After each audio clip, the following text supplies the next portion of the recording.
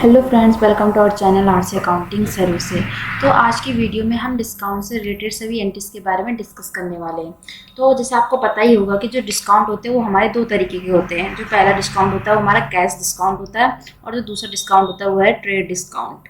तो पहले हम कैश डिस्काउंट और ट्रेड डिस्काउंट को जान लेते हैं कि ये दोनों चीज़ें होती क्या है। तो जो कैश डिस्काउंट होता है, जब आप नकद पेमेंट करने के लिए तैयार होते हैं तो शॉपकीपर आपको डिस्काउंट देता है, या फिर आप किसी को भी सेल करते हैं और आपके कस्टमर आपके जो कस्टमर उन्होंने कहा आपसे कि वो आपको नगद पेमेंट कर देंगे, बट इसके लिए आपको उनको कुछ परसेंट डिस्काउंट देना होगा।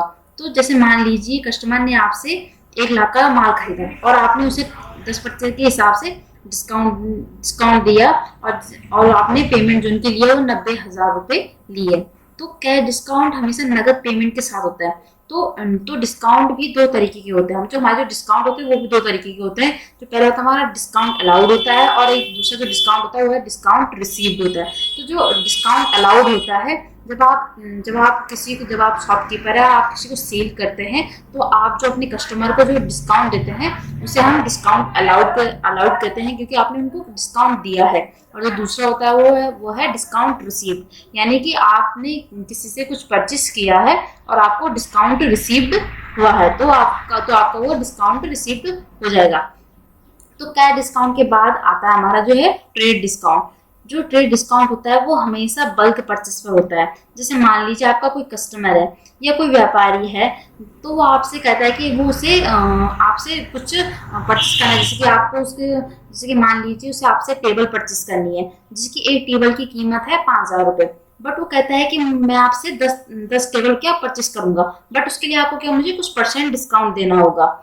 हमने सोचा कि वो अगर इतनी टेबल परचेस कर रहा है तो हमें उसे कुछ परसेंट डिस्काउंट दे देना चाहिए। तो अब हमें एक टेबल की कीमत जो है हमारी वो 4,500 कर दी है, यानी कि जो पहले जो टेबल की कीमत थी वो थी 5,000 रुपये। तो हमने जो एक टेबल की कीमत कर दी वो हमने 500 रुपये कर दिया। तो जो 10 टेबल में हमने कुल मिला के हमने 5,000 का हमें ट्रेड डिस्काउंट दिया है।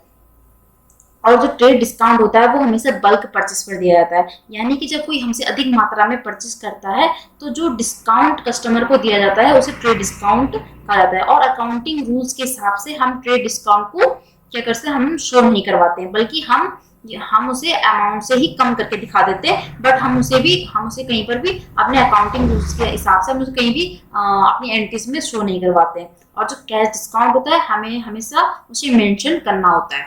तो चलिए देखते हैं, अगर हमें यही एंट्री टैली सॉफ्टवेयर पर करनी है तो हम वो कैसे करेंगे। तो इसके लिए हम सबसे पहले दो लेजर बना लेंगे। एक है जो मैं आपको पहले बताया डिस्काउंट अलाउड का, और एक डिस्काउंट रिसीव्ड का। तो हम इसके लिए क्रिएट पर जाएंगे, लेजर। तो हम पहले बनाएंगे डिस्काउंट अलाउड। तो हम अगर डिस्काउंट अलाउड कर रहे हैं तो ये हमारे एक तरीके का एक्सपेंसेस है, क्योंकि हम किसी को डिस्काउंट दे रहे हैं। तो ये हमारा इनडायरेक्ट एक्सपेंसेस हो गया।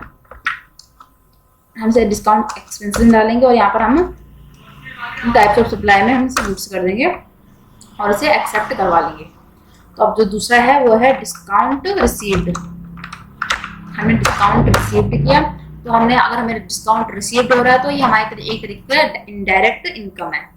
तो हम इसे इनडायरेक्ट इनकम में कर लेंगे और इसे गुड्स में करके हम कंट्रोल ए से हम इसे एक्सेप्ट करवा लेंगे।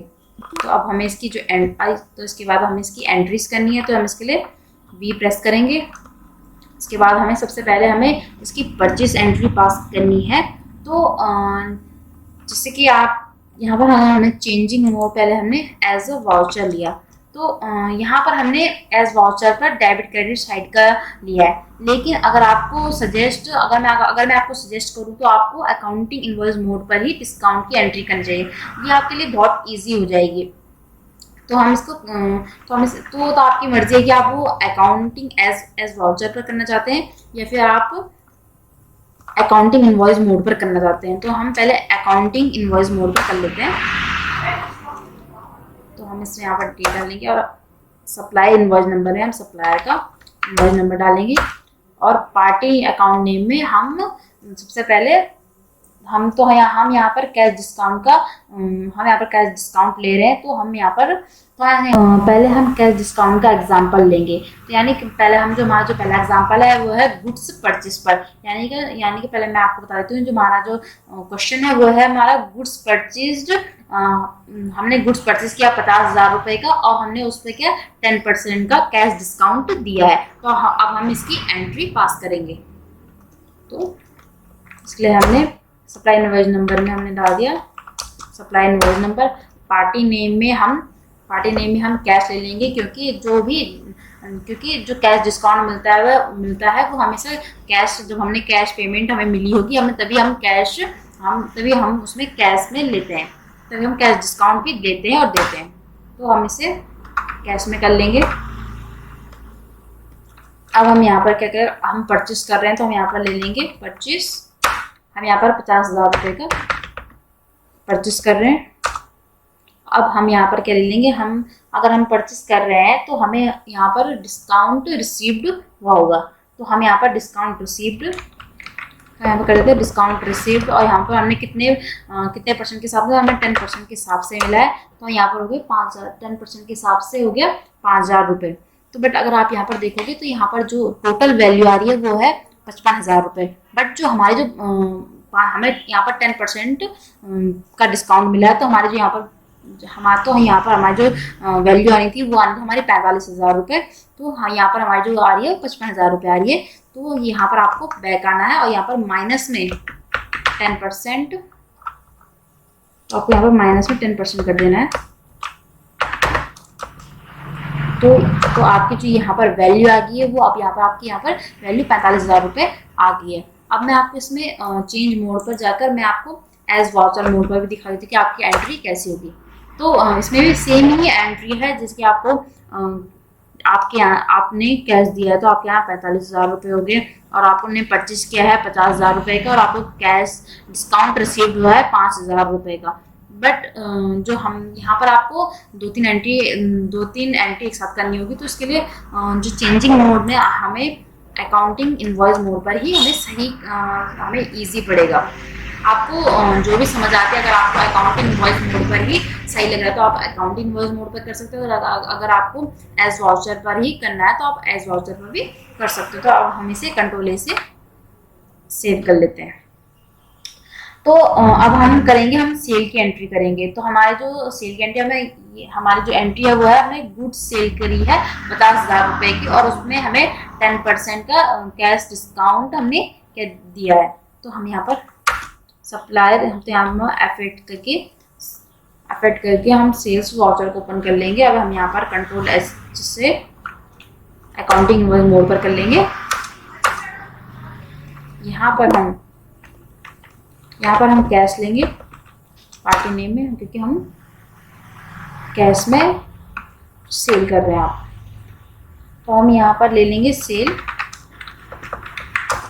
कर रहे हैं हम 50,000 रुपये का, और यहाँ पर हम जो डिस्काउंट हम अलाउ कर रहे हैं, तो यहाँ पर हम माइनस 10%, यहाँ पर 10% कर देंगे। तो यहाँ पर 5,000 रुपये के हमने डिस्काउंट दिया है। तो हमें यहाँ पर जो वैल्यू आ गई, हमारी यहाँ पर आ गई वैल्यू 45,000 रुपये।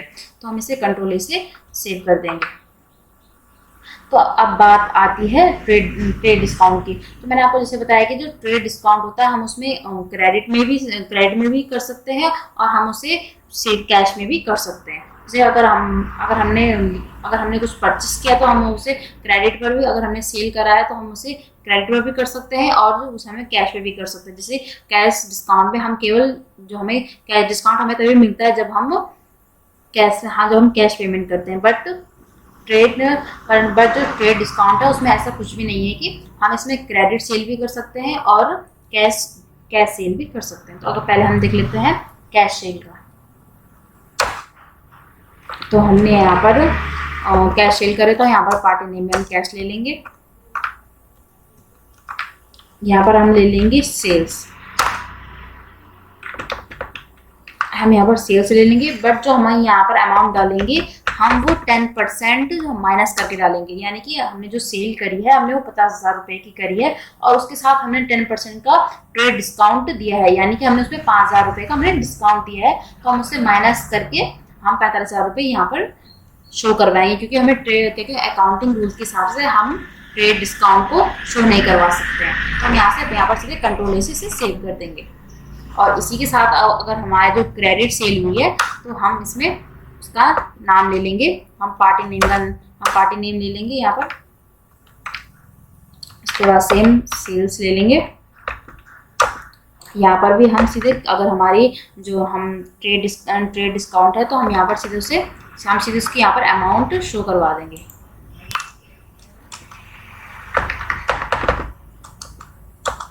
अब हम इसे कंट्रोल ए से सेव कर देंगे। तो आई होप फ्रेंड्स आपको समझ आ गया कि हम डिस्काउंट की एंट्री को कैसे अपनी अकाउंटिंग में कर सकते हैं। तो अगर आपको मेरी वीडियो अच्छी लगी तो वीडियो को लाइक शेयर एंड कमेंट कीजिएगा और चैनल को सब्सक्राइब कीजिएगा। धन्यवाद।